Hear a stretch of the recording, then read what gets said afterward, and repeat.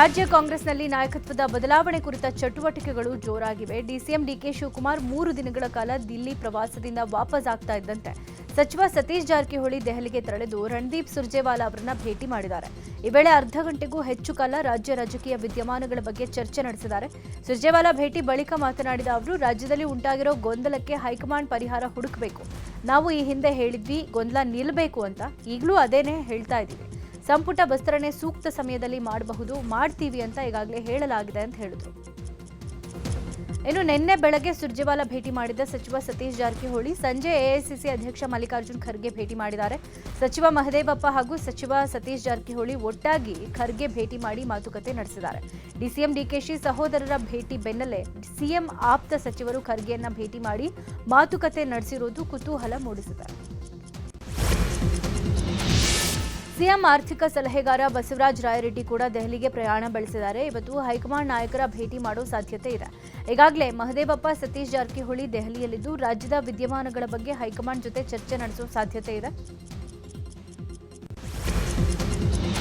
ಸಚಿವ ಡಿ ಸುಧಾಕರ್ ಆರೋಗ್ಯ ಕುರಿತ ಹೇಳಿಕೆಗೆ ಕೋಲಾರದಲ್ಲಿ ಕೇಂದ್ರ ಸಚಿವ ಎಚ್.ಡಿ. ಕುಮಾರಸ್ವಾಮಿ ಸ್ಪಷ್ಟನೆ ಕೊಟ್ಟಿದ್ದಾರೆ. ಈ ಬಗ್ಗೆ ಮಾತನಾಡಿದ ಎಚ್.ಡಿ.ಕೆ, ನಾನು ವಾಸ್ತವಾಂಶವನ್ನ ಜನರ ಮುಂದಿಡೋ ಪ್ರಯತ್ನ ಮಾಡಿದ್ದೀನಿ ಅಷ್ಟೇ. ಹಿರಿಯೂರಿನ ಕುರಿತು ಈಗ ಮಾತನಾಡಲ್ಲ ಅಂತ ಹೇಳಿದ್ದೆ. ಅವರ ಆರೋಗ್ಯ ವಿಷಯವಾಗಿ ಲಘುವಾಗಿ ಮಾತನಾಡಿಲ್ಲ. ಕೆಲವರು ಏನೆಲ್ಲ ಮಾಡ್ತಾರೆ, ಹೆಬ್ಬೆಟ್ಟಿನ ಗುಟ್ಟು ಬಳಸೋ ಕುರಿತು ಹೇಳಿದ್ದೇನೆ ಅಂತ ಹೇಳಿದ್ರು.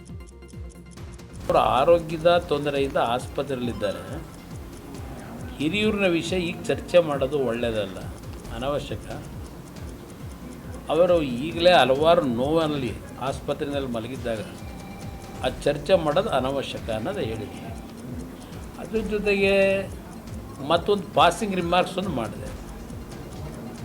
ನಾನು ಅವರ ಬಗ್ಗೆ ಹೇಳಿದ್ದಲ್ಲ, ಅದು ಅವರ ಬಗ್ಗೆ ಅವ್ರು ಬೇಗ ಗುಣಮುಖರಾಗಲಿ ಅನ್ನೋ ದೃಷ್ಟಿಯಿಂದಲೇ ಅವರ ಆಸ್ಪತ್ರೆಯ ಆರೋಗ್ಯದ ವಿಷಯದಲ್ಲಿ ನಾನು ಲಘುವಾಗಿ ಮಾತಾಡಿಲ್ಲ.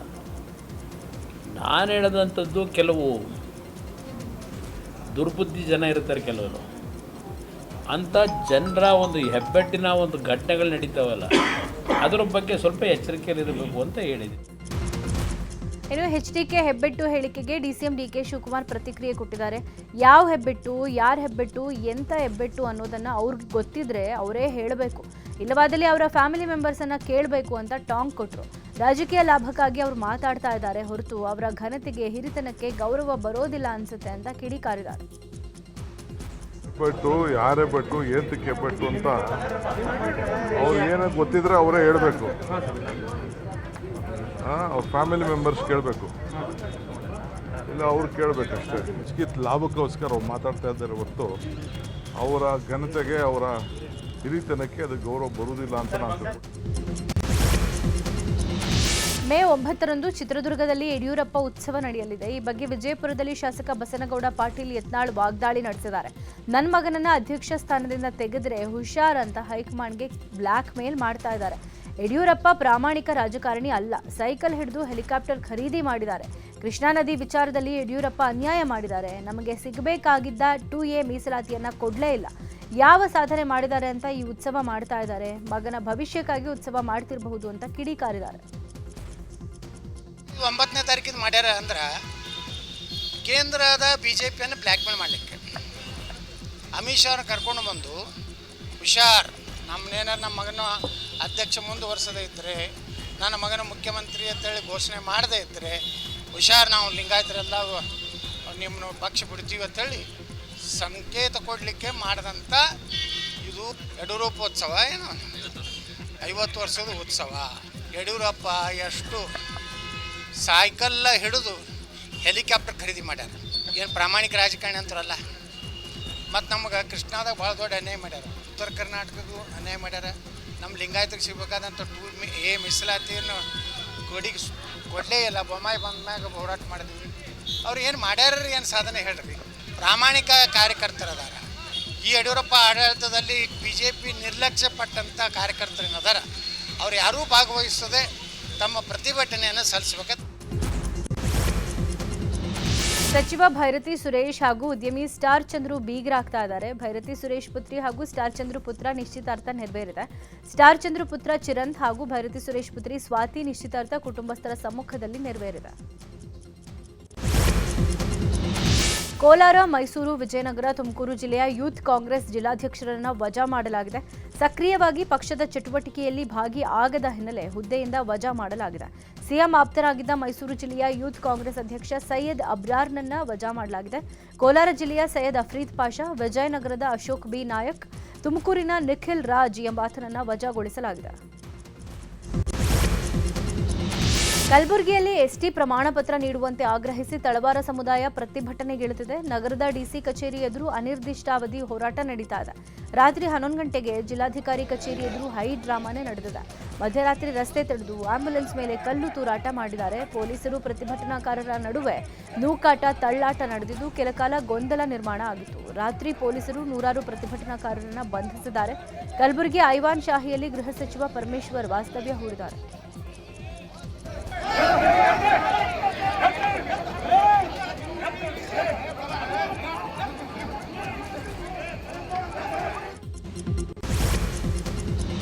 ಡಾಕ್ಟರ್ ರಾಜ್ಕುಮಾರ್ ಅವರ ಸಮಾಧಿಯ ಜಾಗದ ಬಗ್ಗೆ ಕೆದಕಿ ನಟ ಚೇತನ್ ವಿವಾದವನ್ನ ಮೈಮೇಲೆ ಹೇಳ್ಕೊಂಡಿದ್ದಾರೆ. ಇದರಿಂದ ಅಣ್ಣವರ ಫ್ಯಾನ್ಸ್ ಸಿಡಿದೆದ್ದಿದ್ದು ನಟ ಚೇತನ್ ಸದಸ್ಯತ್ವ ರದ್ದುಪಡಿಸೋಕೆ ಕರವೇ ಆಗ್ರಹಿಸಿದೆ. ಕರ್ನಾಟಕ ಚಲನಚಿತ್ರ ವಾಣಿಜ್ಯ ಮಂಡಳಿಯಲ್ಲಿನ ಸದಸ್ಯತ್ವ ರದ್ದು ಮಾಡುವಂತೆ ಇವತ್ತು ಬೆಳಗ್ಗೆ 11 ಗಂಟೆಗೆ ಕರವೇ ಪ್ರವೀಣ್ ಶೆಟ್ಟಿ ನೇತೃತ್ವದಲ್ಲಿ ಪ್ರತಿಭಟನೆ ಮಾಡಲಿದ್ದಾರೆ. ಚೇತನ್ ವಿರುದ್ಧ ಶಿಸ್ತು ಕ್ರಮ ಕೈಗೊಳ್ಳಬೇಕು ಅಂತ ಕರ್ನಾಟಕ ಚಲನಚಿತ್ರ ವಾಣಿಜ್ಯ ಮಂಡಳಿ ಮುಂಭಾಗ ಧರಣಿಗೆ ಸಿದ್ಧರಾಗಿದ್ದಾರೆ. ಇದೇ ವಿಚಾರವಾಗಿ ಕೋಲಾರದಲ್ಲಿ ಜೆಡಿಎಸ್ ಮುಖಂಡ ನಿಖಿಲ್ ಕುಮಾರಸ್ವಾಮಿ ಕಿಡಿಕಾರಿದ್ದಾರೆ. ಡಾಕ್ಟರ್ ರಾಜ್ಕುಮಾರ್ ಬಗ್ಗೆ ಮಾತನಾಡೋ ಯೋಗ್ಯತೆ ಚೇತನ್ಗಿಲ್ಲ. ಕೇವಲ ಪ್ರಚಾರಕ್ಕಾಗಿ ಡಾಕ್ಟರ್ ರಾಜ್ ಅವರ ವಿಚಾರವನ್ನ ಮಾತನಾಡಿದ್ದಾರೆ. ಯೋಗ್ಯರು ಮಾತನಾಡಿದ್ರೆ ಅದಕ್ಕೆಲ್ಲ ಉತ್ತರ ಕೊಡ್ಬೋದು. ಇವರೆಲ್ಲ ಪ್ರಚಾರಕ್ಕೆ ಮಾತಾಡೋರು ಅಂತ ಹೇಳಿದರು. ಬಯಸ್ದ್ರಿ ಅವ್ರ ಬಗ್ಗೆ ಎಲ್ಲ ಯಾಕೆ ಮಾತಾಡ್ತೀರಿ? ಅವರೆಲ್ಲ ಪ್ರಚಾರ ಪ್ರಿಯರು. ಅವ್ರಿಗೆಲ್ಲ ಏನಾದರೂ ಡಾಕ್ಟರ್ ರಾಜ್ಕುಮಾರ್ ಅವರ ಒಂದು ಹೆಸರು ಹೇಳ್ತಕ್ಕಂಥದ್ದು ಕೂಡ ಯೋಗ್ಯತೆ ಇದೆಯೇನ್ರಿ? ಅವರೆಲ್ಲ ಯೋಗ್ಯರೇನ್ರಿ? ಅವ್ರ ಸಮಾಧಿ ಬಗ್ಗೆ ಮಾತಾಡೋದಕ್ಕೆ ಈಗ ಅಣ್ಣವರು ಎಂಥ ಒಂದು ವ್ಯಕ್ತಿತ್ವ ಅಂದರೆ ಯಾವತ್ತೂ ಏನನ್ನು ಬಯಸಿದಂಥ ವ್ಯಕ್ತಿತ್ವ ಅಲ್ಲ ಅದು. ಅಂಥ ಒಂದು ವ್ಯಕ್ತಿ ಮತ್ತೆ ನಮ್ಮ ರಾಜ್ಯದಲ್ಲಿ ಹುಟ್ಟು ಬರಲಿಕ್ಕೆ ಸಾಧ್ಯನೇ ಇಲ್ಲ. ಅಂಥ ಒಂದು ವ್ಯಕ್ತಿ ಅವ್ರ ಬಗ್ಗೆ ಮಾತಾಡೋದಕ್ಕಾದರೂ ಯೋಗ್ಯರಿದ್ದರೆ ಯಾರಾದರೂ ಅದಕ್ಕೆ ಉತ್ತರ ಕೊಡ್ಬೋದು. ಬಿಡಿ, ಅವರೇನೋ ಪ್ರಚಾರಕ್ಕೆ. ಹರಿಹರದ ಪಂಚಮಸಾಲಿ ಮಠದಲ್ಲಿ ಲೆಕ್ಕದ ಫೈಟ್ ನಡೆದಿದೆ. ಮಠದ ಮುಂದೆ ಭಾರೀ ಗಲಾಟೆ ನಡೆದಿದ್ದು ಶ್ರೀಗಳ ಬೆಂಬಲಿಗರು, ಟ್ರಸ್ಟಿಗಳ ಬೆಂಬಲಿಗರ ಮಾರಾಮಾರಿ ಆಗಿದೆ. ಪಂಚಮಸಾಲಿ ಯುವ ಘಟಕ ಕಾರ್ಯದರ್ಶಿಯಾಗಿರುವ ಶಿವನಗೌಡ ವಚನಾನಂದ ಶ್ರೀ ಬೆಂಬಲಿಗರಿಗೆ ಇಷ್ಟು ದಿನ ಬರದೇ ಇರೋರು ಈಗ ಯಾಕೆ ಬಂದಿದ್ದೀರಾ ಅಂತ ಪ್ರಶ್ನೆ ಮಾಡಿದ್ದಾರೆ. ಈ ವೇಳೆ ಶಿವನಗೌಡರನ್ನ ಹಿಡಿದು ಕೆಲವರು ಎಳೆದಾಡಿದ್ದಾರೆ. ಈ ಸಂದರ್ಭದಲ್ಲಿ ಶಿವನಗೌಡ ಮೇಲೆ ಓರ್ವ ವ್ಯಕ್ತಿ ಹಲ್ಲೆ ಕೂಡ ಮಾಡಿದ್ದಾನೆ. ಮನಗೂಳಿ ಮಠದ ಸಂಗನ ಬಸವ ಸ್ವಾಮೀಜಿ ವಿರುದ್ಧ ವಚನಾನಂದ ಸ್ವಾಮೀಜಿ ಬೆಂಬಲಿಗರು ಆಕ್ರೋಶ ವ್ಯಕ್ತಪಡಿಸಿದ್ದಾರೆ. ಕೆಕೆ ಸಿಳ್ಳೆ ಹೊಡೆದು ಅಪಹಾಸ್ಯ ಮಾಡಿದ್ದಾರೆ. ಸಿಟ್ಟಿಗೆದ್ದ ಸಂಗನ ಬಸವ ಸ್ವಾಮೀಜಿ ವಚನಾನಂದ ಸ್ವಾಮೀಜಿಯ ಬೆಂಬಲಿಗರ ಮೇಲೆ ಬಾಟಲ್ ಎಸೆದುಬಿಟ್ಟಿದ್ದಾರೆ.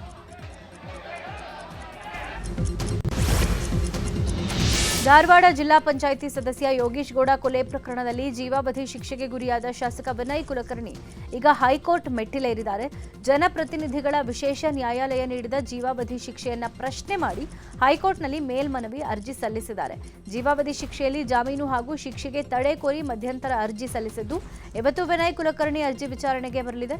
ವಿನಯ್ ಕುಲಕರ್ಣಿ ಜೊತೆಗೆ ಮತ್ತೊಬ್ಬ ಅಪರಾಧಿ ಚಂದ್ರಶೇಖರ್ ಇಂಡಿ ಕೂಡ ಅರ್ಜಿ ಸಲ್ಲಿಸಿದ್ರು. ಹೈಕೋರ್ಟ್ ನ್ಯಾಯಮೂರ್ತಿ ಮೊಹಮ್ಮದ್ ನವಾಜ್ ಮತ್ತು ವೆಂಕಟೇಶ್ ನಾಯಕ್ ಅವರ ವಿಭಾಗೀಯ ಪೀಠದಲ್ಲಿ ವಿಚಾರಣೆ ನಡೆಯಲಿದೆ. ವಾಷಿಂಗ್ ಮಷಿನ್ ಬಳಸುವಾಗ ವಿದ್ಯುತ್ ತಗುಲಿ ಮಹಿಳೆ ಸಾವನ್ನಪ್ಪಿರುವ ಘಟನೆ ಬೆಂಗಳೂರು ಉತ್ತರ ತಾಲೂಕಿನ ಗೌಡಹಳ್ಳಿಯಲ್ಲಿ ನಡೆದಿದೆ. ತುಮಕೂರಿನ ಹೆಗೆರೆ ನಿವಾಸಿ ಸುಜಾತ ಮೃತ ದುರ್ದೈವಿ. ನಿನ್ನೆ ಬೆಳಗ್ಗೆ 7 ಗಂಟೆ ಸುಮಾರಿಗೆ ವಾಷಿಂಗ್ ಮಷಿನ್ ಸ್ವಿಚ್ ಹಾಕುವಾಗ ವಿದ್ಯುತ್ ತಗುಲಿದೆ. ಕೂಡಲೇ ಸ್ಥಳೀಯ ಆಸ್ಪತ್ರೆಗೆ ದಾಖಲಿಸಲಾಗಿತ್ತು. ಅಷ್ಟರಲ್ಲೇ ಸುಜಾತ ಮೃತಪಟ್ಟಿದ್ದಾರೆ. ಮೃತದೇಹವನ್ನು ವಿಕ್ಟೋರಿಯಾ ಆಸ್ಪತ್ರೆಗೆ ರವಾನಿಸಲಾಗಿದೆ. ಮೃತ ಸುಜಾತ 10 ವರ್ಷಗಳ ಹಿಂದೆ ಚೇತನ್ ಎಂಬಾತನ ಜೊತೆ ಮದುವೆ ಆಗಿದ್ರು. ಗಂಡ ಹೆಂಡತಿ ನಡುವೆ ಎಲ್ಲವೂ ಸರಿ ಇರಲಿಲ್ಲ. 1 ವಾರದ ಹಿಂದಷ್ಟೇ ದಂಪತಿ ಗೌಡಹಳ್ಳಿಗೆ ಬಂದು ನೆಲೆಸಿದ್ರು ಎನ್ನಲಾಗಿದೆ. ಬಾಡಿಗೆ ಮನೆಗೆ ಬಂದ 1 ವಾರದಲ್ಲೇ ಸುಜಾತ ಸಾವನ್ನಪ್ಪಿದ್ದಾರೆ. ಘಟನೆ ಬಗ್ಗೆ ಮಾದನಾಯಕನಹಳ್ಳಿ ಠಾಣೆಯಲ್ಲಿ ಪ್ರಕರಣ ದಾಖಲಾಗಿದೆ. ಮರಣೋತ್ತರ ಪರೀಕ್ಷೆ ವರದಿ ಬಂದ ಬಳಿಕವಷ್ಟೇ ಸುಜಾತ ಸಾವಿನ ಗುಟ್ಟು ರಟ್ಟಾಗಲಿದೆ. ಇರಾನ್, ಇಸ್ರೇಲ್, ಅಮೆರಿಕ ಯುದ್ಧದ ಪರಿಣಾಮ ದೇಶಕ್ಕೂ ಭಾರಿ ಬಿಸಿ ತಟ್ಟಿದೆ. ರಾಜ್ಯದ ರೈತರ ಮೇಲೂ ಭಾರಿ ಹೊಡೆತ ಬಿದ್ದಿದೆ. ಸಾಕಷ್ಟು ಹೋಟೆಲ್ಗಳು ಗ್ಯಾಸ್ ಇಲ್ಲದೆ ಕ್ಲೋಸ್ ಆಗಿವೆ. ವಿಜಯಪುರದಲ್ಲಿ ಕೆಲ ಹೋಟೆಲ್ಗಳು ಬಂದ್ ಆಗಿಬಿಟ್ಟಿವೆ. ಅಧಿಕ ಇಳುವರಿ ಪರಿಣಾಮ ಈರುಳ್ಳಿ ಕೇಳೋರೇ ಇಲ್ಲವಂತಾಗಿದೆ. ಇನ್ನು ಈರುಳ್ಳಿ ಬೆಳೆಗಾರರು ಕಣ್ಣೀರು ಹಾಕ್ತಾ ಇದ್ದಾರೆ. ಯುದ್ಧಕ್ಕೂ ಮುಂಚೆ 1 ಕ್ವಿಂಟಾಲ್ಗೆ 2,000 ರೂಪಾಯಿ ಮಾರಾಟ ಆಗ್ತಾ ಇದ್ದ ಈರುಳ್ಳಿ ಈಗ 1 ಕ್ವಿಂಟಾಲ್ಗೆ 700 ರೂಪಾಯಿ ತನಕ ಮಾತ್ರ ಮಾರಾಟ ಆಗ್ತಾ ಇದೆ. ಹಾಕಿದ ಬಂಡವಾಳ ಕೂಡ ವಾಪಸ್ ಬರ್ತಾ ಇಲ್ಲ ಅಂತ ನ್ಯೂಸ್ 18 ಜೊತೆ ರೈತರು ಅಳಲನ್ನು ತೋಡ್ಕೊಂಡಿದ್ದಾರೆ. ನಮ್ಗೆ 200-300 ಮಾರ್ಲಾಗ್ತೇವ್ರಿ ಸರ. ಆಳಿನ ಪಗಾರ ಹೊಂಡಂಗಿಲ್ಲ ಸರ. ಹ್ಯಾಂಗೆ ಮಾಡ್ಬೇಕ್ರಿ ಸರ್? ನಾವು ಜರ ರೇಟ್ ಏರ್ಸಂಗೆ ಮಾಡಿರಿ. ಇದೇ ರೀ ನಮ್ಮದು ಏನು ರೀ, ನಮ್ಗೊಂದು 2 ಎಕರೆ ಹಾಕಿದ್ದೇವ್ರಿ ಸರ. ಒಂದು 300 ಚೀಲ ಆಗ್ಯದ್ರಿ ಸರ. 500 ರೂಪಾಯಿ ಕ್ವಿಂಟಲ, 400 ರೂಪಾಯಿ ಕ್ವಿಂಟಲ್ ಕೇಳ್ತಾರೆ ರೀ ಸರ. ಅದಕ್ಕೆ ಏನು ಪಡ್ತಾರಿಲ್ಲ ರೀ ಸರ. ಅವ್ರು ಖರ್ಚು ಮಾಡಿದ್ದು ರೊಕ್ಕ ಬರೋಲ್ರು. ಅವರು ಇಲ್ಲಿ ಮಾಲ್ ತಂದು ಅವರು ರಕ್ತ ಕೊಟ್ಟು ಹೋಗ್ಬೇಕು, ಆ ಟೈಪ್ ಆಗಿದ್ದು ಬಾಳೆಯವ್ರದ್ದು, ರೈತರದ್ದು. ಇದ್ರ ಮೇಲೆ ಜಾಸ್ತಿ ಕರ್ಮಕೊಂಡು ನೀವು ಮೇಲೆ ಇದು ಎಕ್ಸ್ಪೋರ್ಟ್ಗೆ ಸ್ವಲ್ಪ ಅವಕಾಶ ಮಾಡಿಕೊಟ್ರೆ ಎಲ್ಲ ರೈತರು ಬದುಕೊಂತಾರೆ, ವ್ಯಾಪಾರಸ್ಥರು ಬದುಕೊಂತಾರೆ. ಬರೀ ಸಿಲಿಂಡ್ರ್ ಅದು ಇದು ಅಂತೇಳಿ ನೀವು ಎಷ್ಟು ಅದ್ರ ಮೇಲೆ ಗಮನ ಕೊಡ್ತೀರಿ, ಉಳ್ಳಾಗಡ್ಡಿ ಮೇಲೆ ಸ್ವಲ್ಪ ಗಮನ ಕೊಡ್ರಿ. ಇಲ್ಲಾಂದ್ರೆ ರೈತರು ಬೇಸಿಗೆ ಮೊದಲೇ ಡಿಗ್ರಿ ಜಾಸ್ತಿ ಆಗಿ ಬೇಸಿಗೆ ಒಂದು ಬಿಸಿಲು ಭಾಳ ಆಗೈತಿ. ರೈತರು ಸಾಯ್ಕೊಂತ ಹೋಗಾರ. ರೈತರ ಮೇಲೆ ಯಾರು ಗಮನ ಕೊಡೋಳ್ರಿ. ಒಂದೊಂದು ಇಲೆಕ್ಷನ್ ಮಾಡಾಕ ಸಾವಿರಾರು ಗಟ್ಟಲೆ ಕೂಟ ಅಲ್ಲಿ ಖರ್ಚು ಮಾಡವಂತ್ರಿ. ಮರು ಇಲೆಕ್ಷನ್ಗೆ ಸ್ವಲ್ಪ ಇದ್ರ ಮೇಲೆ ಗಮನ ಕೊಡ್ರಿ. ಹಣಕಾಸಿನ ಕೊರತೆಯಿಂದ ಜಿಬಿಎ ಚುನಾವಣೆ ಸಿದ್ಧತೆಗೆ ಹಿನ್ನಡೆಯಾಗಿದೆ. ರಾಜ್ಯ ಚುನಾವಣೆ ಆಯೋಗಕ್ಕೆ ಸರ್ಕಾರ ಹಣ ಬಿಡುಗಡೆ ಮಾಡಿಲ್ಲ. 3-4 ಬಾರಿ ಪತ್ರ ಬರೆದರೂ ಒಂದೇ ₹1 ಬಿಡುಗಡೆ ಮಾಡ್ತಾ ಇಲ್ಲ. ನ್ಯೂಸ್ 18ಗೆ ರಾಜ್ಯ ಚುನಾವಣೆ ಆಯೋಗದ ಕಾರ್ಯದರ್ಶಿ ಮಾಹಿತಿಯನ್ನ ಕೊಟ್ಟಿದ್ದು, ಇದುವರೆಗೂ ಜಿಬಿಎ ಚುನಾವಣೆಗೆ ಸರ್ಕಾರ ಹಣ ಬಿಡುಗಡೆ ಮಾಡಿಲ್ಲ. ರಾಜ್ಯ ಚುನಾವಣೆ ಆಯೋಗ 130 ಕೋಟಿ ಹಣಕ್ಕೆ ಪ್ರಸ್ತಾವನೆ ಸಲ್ಲಿಸಿತ್ತು. ಆದರೆ ಇದುವರೆಗೂ ಸರ್ಕಾರ ಹಣ ಬಿಡುಗಡೆ ಮಾಡದೇ ಇರೋದ್ರಿಂದ ಚುನಾವಣೆಯನ್ನ ಮುಂದೂಡೋ ಪ್ಲಾನ್ ಮಾಡ್ತಾ ಇದೆಯಾ ಅನ್ನೋ ಅನುಮಾನ ಶುರುವಾಗಿದೆ ಅಂತ ಹೇಳಿದ್ರು. ಗದಗ ಜಿಲ್ಲೆ ರೋಣ ತಾಲೂಕಿನಲ್ಲಿ ಅಕ್ರಮ ಮರಳು ದಂಧೆ ಎಗ್ಗಿಲ್ಲದೆ ನಡೀತಾ ಇದೆ. ರೋಣ ತಾಲೂಕಿನ ಮೆಣಸಗಿ, ಹಿರೇಹಾಳ, ಗಾಡಹೋಳಿ ಸೇರಿದಂತೆ ಹಲವು ಗ್ರಾಮಗಳಲ್ಲಿ ಮರಳು ದಂಧೆ ನಡೀತಾ ಇದೆ. 10 ಟನ್ಗೆ ಪರ್ಮಿಷನ್ ಪಡ್ಕೊಂಡು 20 ಟನ್ ಮರಳು ಸಾಗಾಟ ಮಾಡಲಾಗ್ತಾ ಇದೆ. ಸರ್ಕಾರಕ್ಕೆ ದಂಧೆಕೋರರು ಮಹಾ ಮೋಸ ಎಸಗ್ತಾ ಇದ್ದಾರೆ. ದಂಧೆಕೋರರು ಸರ್ಕಾರಕ್ಕೆ ನಿತ್ಯ ಲಕ್ಷಾಂತರ ತೆರಿಗೆ ವಂಚನೆ ಮಾಡ್ತಾ ಇದ್ದಾರೆ. ಇಷ್ಟೆಲ್ಲ ಅವ್ಯವಹಾರ ನಡೀತಾ ಇದ್ರೂ ಅಧಿಕಾರಿಗಳು ಮಾತ್ರ ಕಣ್ಮುಚ್ಚಿ ಕೂತಿದ್ದು ಸ್ಥಳೀಯರ ಆಕ್ರೋಶಕ್ಕೆ ಕಾರಣವಾಗಿದೆ. ಜೊತೆಗೆ ಸಾಕಷ್ಟು ಒಂದು ಅಕ್ಕಪಕ್ಕದ ಗ್ರಾಮದಲ್ಲಿ ಈ ಸಕ್ರಮ ರೀತಿ ಒಳಗೆ ಅಕ್ರಮ ಗಣಿಗಾರಿಕೆ ಹೆಂಗಪ್ಪ ಅಂತೇಳಿದ್ರೆ ಜಿಲ್ಲಾಡಳಿತದಿಂದ ಪರವಾನಗಿ ಪಡಿತಾರ. ಅಲ್ಲಿ ಒಂದು ಪಾಸಿನೊಳಗೆ ಸಾಕಷ್ಟು 3-4 ಗಾಡಿ ಟಿಪ್ಪರನ್ನು ಮರಳನ್ನು ತುಂಬ್ತಾರ. 10 ಟನ್ ಪರ್ಮೆಂಟ್ ಇರ್ತೈತಿ. ಅದರೊಳಗೆ 15 ಟನ್ 20 ಟನ್ ಮರಳನ್ನು ತುಂಬಿ ಅಕ್ರಮ ಮರಳುಗಾರಿಕೆಯನ್ನು ಮಾಡೋದನ್ನು ನಾವೆಲ್ಲ ಕಾಣ್ತಾ ಇದ್ದೀವಿ. ಇವತ್ತು ಸರ್, ಈಗ ನಮ್ಮ ಜಿಎಲ್ಎಸ್ಗಳು ಫ್ರೀಕ್ವೆಂಟಾಗಿ ವಿಸಿಟ್ ಕೊಡ್ತಾರೆ. ವಿಸಿಟ್ ಕೊಟ್ಟು ಇದನ್ನೆಲ್ಲ ಗಮನಿಸ್ತಾರೆ. ಗಮನಿಸಿ ಈಗ ಸ್ವಲ್ಪ ಮೋಹನ್ಲಾಲ್ ಅವರಿದ್ದರು, ಅವ್ರು ಹುಷಾರಿಲ್ಲ. ಎಲ್ಲನೂ ಸ್ಟಿಕ್ಟ್ ಮಾಡಿ ನಡೆಸ್ತಾ ಇದ್ರು. ಒಂದು ವರ್ಷದಿಂದ ಅವರು ಸ್ವಲ್ಪ ಹುಷಾರಿಲ್ಲ. ಈಗ ಅದನ್ನು ಮೇಡಮ್ ನೋಡ್ತಾ ಇದ್ದಾರೆ. ಮೇಡಮ್ಗಳು 2 ಜಿಎಲ್ಎಸ್ಟು, 7 ತಾಲೂಕು, ಮೇಡಮ್ 4, ಉಮೇಶ್ ಅವ್ರು 3 ನೋಡ್ತಾ ಇದ್ದಾರೆ. ಮೇಡಮ್ ಅವರು ನೋಡ್ತಾರೆ ಸರ್. ಅದನ್ನು ಶೀಘ್ರವಾಗಿ ನೋಡಿ ಏನು. ಧಾರವಾಡದಲ್ಲಿ ನಡೆದ ಕೆಡಿಪಿ ಸಭೆಯಲ್ಲಿ ಎಲ್ಎನ್ಟಿ ಅಧಿಕಾರಿಗಳಿಗೆ ಶಾಸಕ ಮಹೇಶ್ ತೆಂಗಿನಕಾಯಿ ತರಾಟೆಗೆ ತೆಗೆದುಕೊಂಡಿದ್ದಾರೆ. ಹುಬ್ಬಳ್ಳಿ ಧಾರವಾಡ ಜನರಿಗೆ ಕುಡಿಯೋಕೆ ನೀರು ಸಿಗ್ತಾ ಇಲ್ಲ, ಪೇಪರ್ನಲ್ಲಿ ನೀರು ಸಿಗ್ತಾ ಇದೆ ಅಂತ ಹೇಳ್ತೀರಾ. 8-9 ದಿನಕ್ಕೊಮ್ಮೆ ಮಾತ್ರ ನೀರು ಪೂರೈಕೆ ಆಗ್ತಾ ಇದೆ. ಜನ ಬೇಸಿಗೆಯಲ್ಲಿ ನೀರು ಕುಡಿಯೋದು ಹೇಗೆ ಅಂತ ಕ್ಲಾಸ್ ತಗೊಂಡ್ರು. ಬೀದರ್ ಜಿಲ್ಲೆಯಾದ್ಯಂತ ಬಿಸಿಲಿನ ತಾಪಮಾನ ದಿನೇ ದಿನೇ ಹೆಚ್ಚಾಗ್ತಾ ಇದೆ. ಬೀದರ್ ಜಿಲ್ಲೆಯ ಹುಮಾನಾಬಾದ್ ತಾಲೂಕಿನ ಗ್ರಾಮಗಳಲ್ಲಿ ಮುಂದಿನ ದಿನಗಳಲ್ಲಿ ಕುಡಿಯೋ ನೀರಿನ ಸಮಸ್ಯೆ ಆಗಬಾರದು ಅಂತ ಶಾಸಕ ಸಿದ್ದು ಪಾಟೀಲ್ ಮುಂಜಾಗ್ರತಾ ಸಭೆ ನಡೆಸಿದ್ದಾರೆ. ತಾಲೂಕು ಮಟ್ಟದ ಅಧಿಕಾರಿಗಳೊಂದಿಗೆ ಸಭೆ ನಡೆಸಿ ನಿರ್ದೇಶನ ನೀಡಿದ್ದಾರೆ. ಬಾಡಿಗೆ ಬೋರ್ವೆಲ್ ಟ್ಯಾಂಕರ್ ಮೂಲಕ ಕುಡಿಯೋ ನೀರು ಸರಬರಾಜು ಆಗಬೇಕು. ಶುದ್ಧ ಕುಡಿಯುವ ನೀರಿನ ಘಟಕಗಳ ರಿಪೇರಿ ಅಗತ್ಯ ಇದ್ರೆ ಕೂಡಲೇ ದುರಸ್ತಿಗೊಳಿಸಬೇಕು. ಕುಡಿಯುವ ನೀರಿನ ಸಮಸ್ಯೆ ಆಗದಂತೆ ಕ್ರಮ ವಹಿಸಬೇಕು ಅಂತ ಅಧಿಕಾರಿಗಳಿಗೆ ಕಟ್ಟುನಿಟ್ಟಾಗಿ ಸೂಚನೆ ಕೊಟ್ಟಿದ್ದಾರೆ. ಕೊಪ್ಪಳ ಜಿಲ್ಲೆಯಲ್ಲಿ ಒತ್ತುವರಿಯಿಂದ ಕೆರೆಗಳೇ ಮಾಯ ಆಗ್ತಾ ಇವೆ. ಒಂದು ಕಾಲದಲ್ಲಿ ಜನ ಜಾನುವಾರುಗಳಿಗೆ ಕೆರೆಗಳೇ ಆಸರೆ ಆಗಿದ್ವು. ಆದ್ರೆ ಈಗ ಅನೇಕ ಕಡೆ ಒತ್ತುವರಿಯಿಂದ ಕಟ್ಟಡಗಳನ್ನು ನಿರ್ಮಿಸಲಾಗ್ತಾ ಇದೆ. ಕೊಪ್ಪಳ ಜಿಲ್ಲೆಯಲ್ಲಿ 206 ಕೆರೆಗಳಿವೆ. ಅವುಗಳಲ್ಲಿ 138 ಎಕರೆ ಕೆರೆ ಒತ್ತುವರಿ ತೆರವುಗೊಳಿಸಬೇಕಾಗಿದೆ. ಆದರೆ ಇತ್ತೀಚೆಗೆ ಕೊಪ್ಪಳದಲ್ಲಿ ಹುಲಿಕೇರಿಯಲ್ಲಿ ಧಾರ್ಮಿಕ ಕೇಂದ್ರಗಳಿಂದ ಒತ್ತುವರಿ ಆಗಿದೆ ಅಂತ ಗಲಾಟೆ ಆಗಿತ್ತು. ಇದರ ಜೊತೆಗೆ ಬಹುತೇಕ ಕಡೆ ಬಾಲಾಢ್ಯರು ಕೆರೆಯನ್ನು ಒತ್ತುವರಿ ಮಾಡಿಕೊಂಡಿದ್ದಾರೆ. ಹೀಗಾಗಿ ನಿಯಮಾನುಸಾರ ಕೆರೆಯ ಬಫರ್ ಝೋನ್ ಫಿಕ್ಸ್ ಮಾಡಿ ಕೆರೆಗಳನ್ನು ರಕ್ಷಿಸಬೇಕು ಆಗಿದೆ ಅಂತ ಹೇಳಿದರು. ಬೆಂಗಳೂರಲ್ಲಿ ಸ್ವಚ್ಛ ಸರ್ವೇಕ್ಷಣ್ ಅಂಗವಾಗಿ ಕೇಂದ್ರ ನಗರ ಪಾಲಿಕೆ ವ್ಯಾಪ್ತಿಯ 34 ಸ್ಲಂ ಪ್ರದೇಶಗಳಲ್ಲಿ ಸ್ವಚ್ಛತಾ ಕಾರ್ಯ ಕೈಗೊಳ್ಳಲಾಗಿದೆ. 363 ಪೌರ ಕಾರ್ಮಿಕರು, ಇತರೆ ಸ್ವಚ್ಛತೆ ಸಿಬ್ಬಂದಿ ಭಾಗಿಯಾಗಿ 12.8 ಕ್ವಿಂಟಾಲ್ ತ್ಯಾಜ್ಯ ತೆರವು ಮಾಡಿದ್ದಾರೆ. ಕಸ ಎಲ್ಲೆಂದರಲ್ಲಿ ಸುರಿಬಾರದು ಅಂತ ಜನರಲ್ಲಿ ಅರಿವು ಮೂಡಿಸೋ ಕೆಲಸನೂ ಮಾಡಲಾಗಿದೆ. ಸ್ವಚ್ಛತಾ ಅಭಿಯಾನದಲ್ಲಿ ಡಿಜಿಎಂ ಭೀಮೇಶ್ ನಾಯಕ್, ಇತರೆ ಸಿಬ್ಬಂದಿ ಭಾಗಿಯಾಗಿದ್ದರು. ಹಾವೇರಿ ಜಿಲ್ಲೆ ಶಿಗ್ಗಾವಲ್ಲಿ 250 ಬೆಡ್ ಸಾಮರ್ಥ್ಯದ ತಾಲೂಕು ಆಸ್ಪತ್ರೆ ಉದ್ಘಾಟನೆ ಮಾಡಲಾಗಿದೆ. ಕೇಂದ್ರ ಸಚಿವ ಪ್ರಹ್ಲಾದ್ ಜೋಶಿ, ಆರೋಗ್ಯ ಸಚಿವ ದಿನೇಶ್ ಗುಂಡೂರಾವ್, ಶಾಸಕ ಯಾಜೀರ್ ಖಾನ್ ಪಠಾಣ್ ಆಸ್ಪತ್ರೆಯನ್ನು ಉದ್ಘಾಟನೆ ಮಾಡಿದ್ದಾರೆ. ಈ ಮಧ್ಯೆ ಆಸ್ಪತ್ರೆಗೆ ಉಪಕರಣಗಳನ್ನು ಅಳವಡಿಕೆ ಮಾಡಿಲ್ಲ ಅಂತ ಸಂಸದ ಬಸವರಾಜ ಬೊಮ್ಮಾಯಿ ಅಸಮಾಧಾನ ವ್ಯಕ್ತಪಡಿಸಿದ್ದಾರೆ. ಉದ್ಘಾಟನೆ ಬಳಿಕ ಮಾತನಾಡಿದ ಕೇಂದ್ರ ಸಚಿವ ಪ್ರಹ್ಲಾದ್ ಜೋಶಿ, ಅಭಿವೃದ್ಧಿ ಅನ್ನೋದು ಯಾವುದೇ ಒಂದು ಸರ್ಕಾರಕ್ಕೆ ಸೀಮಿತ ಆಗಿಲ್ಲ. ಆಸ್ಪತ್ರೆ ಉಪಕರಣಗಳ ಖರೀದಿಗೆ 14 ಕೋಟಿ ರೂಪಾಯಿ ಟೆಂಡರ್ ಕರೆದಿದೆ. ಸಚಿವ ದಿನೇಶ್ ಗುಂಡೂರಾವ್ ಈ ಬಗ್ಗೆ ನನಗೆ ಮಾಹಿತಿಯನ್ನು ಕೊಟ್ಟಿದ್ದು, ಟೆಂಡರ್ ಕರೆದೇ ಆಸ್ಪತ್ರೆ ಉದ್ಘಾಟನೆಗೆ ಬಂದಿರೋದಾಗಿ ತಿಳಿಸಿದ್ದಾರೆ. ಹಿಂದೆ ಸನ್ಮಾನ್ಯ ಬಸವರಾಜ ಬೊಮ್ಮಾಯಿ ಅವರು ಮುಖ್ಯಮಂತ್ರಿ ಇದ್ದಾಗ ಇದಕ್ಕೆ 200 ಕೋಟಿ ರೂಪಾಯಿ ತನಕ ಕೊಟ್ಟು ಇದನ್ನು ಶುರು ಮಾಡಿದರು. ಅಭಿವೃದ್ಧಿ ಅನ್ನೋದು ಯಾವತ್ತೂ ಯಾವುದೇ ಒಂದು ಸರ್ಕಾರ, ಒಂದು ಹಿಂದಿನ ಸರ್ಕಾರ ಇರ್ಬೋದು, ಇವತ್ತಿನ ಸರ್ಕಾರ ಇರ್ಬೋದು, ಸೀಮಿತ ಅಲ್ಲ. ಅವತ್ತು ಶುರು ಮಾಡಿದ್ದು ಇವತ್ತು ಮುಕ್ತಾಯ ಮಾಡಿದ್ದಾರೆ ಮತ್ತು ಅದನ್ನು ಮುಂದಿನ ಕೆಲಸಕ್ಕೂ ಇವತ್ತಿನ ಸರ್ಕಾರ ದಿನೇಶ್ ಗುಂಡೂರಾವ್ ಅವರು ಅದಕ್ಕೆ 14 ಕೋಟಿ ರೂಪಾಯಿ ಕೊಟ್ಟು, ಈಗ ಇಲ್ಲಿನ ಶಾಸಕರು ನನಗೆ ವಿಷಯವನ್ನು ತಿಳಿಸಿದರು. ಪಕ್ಕದ ಆಸ್ಪತ್ರೆಯನ್ನು ನಾವು ಹಳೆಯ ಆಸ್ಪತ್ರೆಯನ್ನು ರಿನ್ಯೂವಲ್ ಮಾಡ್ತೀವಂತ. ಆದರೆ ಇದರಲ್ಲಿ ಯಾವುದೇ ರಾಜಕಾರಣ ಘೋಷಣೆ ಪ್ರತಿ ಘೋಷಣೆಗೆ ನಂದು ವೈಯಕ್ತಿಕವಾಗಿ ರಾಯಚೂರು ಜಿಲ್ಲೆಯ ಯುವಕನ ಮದುವೆಗೆ ಶುಭ ಕೋರಿ ಪ್ರಧಾನಿ ಮೋದಿ ಪತ್ರ ಬರೆದಿದ್ದಾರೆ. ಸಿಂಧನೂರು ತಾಲೂಕಿನ ಕಾನಿಹಾಳ ಗ್ರಾಮದ ರಾಜೇಶ್ ನಾಯಕ್ ತಮ್ಮ ಮದುವೆಗೆ ಆಗಮಿಸುವಂತೆ ಪ್ರಧಾನಿ ಮೋದಿಗೆ ಆಹ್ವಾನ ಪತ್ರಿಕೆ ಕಳಿಸಿದರು. ಈಗ ದೆಹಲಿಯ ಪ್ರಧಾನಿ ಕಚೇರಿಯಿಂದ ರಾಜೇಶ್ಗೆ ಪ್ರಧಾನಿ ಮೋದಿ ಶುಭ ಕೋರಿದ ಪತ್ರ ಬಂದಿದೆ. ನಿಮ್ಮ ವಿವಾಹ ಮಹೋತ್ಸವಕ್ಕೆ ನನ್ನನ್ನು ಆಹ್ವಾನಿಸಿರುವುದಕ್ಕೆ ಹೃತ್ಪೂರ್ವಕ ಧನ್ಯವಾದಗಳು. ಜೀವನದ ಈ ಶುಭ ಸಂದರ್ಭಕ್ಕೆ ಕಾಲಿಡ್ತಾ ಇರುವ ನಿಮಗೆ ಮತ್ತು ಸವಿತಾಗೆ ಶುಭ ಆಶೀರ್ವಾದಗಳು ಅಂತ ಪ್ರಧಾನಿ ಶುಭ ಕೋರಿದ್ದಾರೆ. ಬೆಂಗಳೂರು ದಕ್ಷಿಣ ಜಿಲ್ಲೆಯಲ್ಲಿ ಕಾಡಾನೆಗಳ ಉಪಟಳ ಹೆಚ್ಚಾಗಿದೆ. ಚನ್ನಪಟ್ಟಣ ತಾಲೂಕಿನ ಸುಣ್ಣಘಟ್ಟ ಗ್ರಾಮದಲ್ಲಿ 3 ಕಾಡಾನೆಗಳು ಪ್ರತ್ಯಕ್ಷವಾಗಿದ್ದು ಗ್ರಾಮಸ್ಥರಲ್ಲಿ ಆತಂಕ ಮನೆ ಮಾಡಿದೆ. ಈ ಹಿನ್ನೆಲೆ ಮೈಸೂರಿನಿಂದ 3 ಕುಮ್ಕಿ ಆನೆಗಳನ್ನು ತರಿಸಿ ಕಾರ್ಯಾಚರಣೆ ಮಾಡಿ 1 ಆನೆಯನ್ನು ಸೆರೆ ಹಿಡಿಯಲಾಗಿದೆ. 15 ರಿಂದ 18 ವರ್ಷದ ಗಂಡಾನೆ ಸೆರೆ ಹಿಡಿಯಲಾಗಿದ್ದು ಬಂಡೀಪುರ ಅರಣ್ಯಕ್ಕೆ ಕಾಡಾನೆಯನ್ನು ಬಿಡೋದಕ್ಕೆ ನಿರ್ಧಾರ ಮಾಡಲಾಗಿದೆ. ಬೆಂಗಳೂರು ದಕ್ಷಿಣ ಜಿಲ್ಲೆಯ ಚನ್ನಪಟ್ಟಣದ ಹೌಸಿಂಗ್ ಬೋರ್ಡ್ ಬಳಿ ಕಾಡಾನೆಯೊಂದು ಓಡಾಡಿದೆ. ಆದರೆ ಇದರ ಜೊತೆಗೆ ಮತ್ತೊಂದು ಆನೆ ಕೂಡ ಇತ್ತು ಎನ್ನಲಾಗಿದ್ದು ಕೂಡ್ಲೂರು ಗ್ರಾಮದ ಕಡೆಗೆ ಹೋಗಿದೆ ಎನ್ನಲಾಗಿದೆ. ಮಹೇಂದ್ರ, ಭೀಮ, ಶ್ರೀಕಂಠ ಸಾಕಾನೆಗಳಿಂದ ಕಾರ್ಯಾಚರಣೆ ನಡೆಸಿದ್ದು ಕಾಡಾನೆಯನ್ನು ಸೆರೆ ಹಿಡಿಯಲಾಗಿದೆ. ರಸ್ತೆ ಬದಿ ಕಸ ಹಾಕೋ ಜನರಿಗೆ ಕಸ ಹಾಕದಂತೆ ಸೂಚನಾ ಫಲಕ ಅಳವಡಿಕೆ ಮಾಡಲಾಗಿದೆ. ಈ ಮಧ್ಯೆ ಕಸ ಹಾಕೋ ಸ್ಥಳದಲ್ಲಿ ರಂಗೋಲಿ ಬಿಡಿಸಿದ್ದು ಆಯಿತು. ಆದರೂ ಕಸ ಹಾಕೋದನ್ನು ಮಾತ್ರ ಬಿಡ್ತಾ ಇಲ್ಲ. ಈಗ ಕೊಪ್ಪಳ ನಗರಸಭೆ ವಿನೂತನ ಪ್ಲಾನ್ ಮಾಡಿದೆ.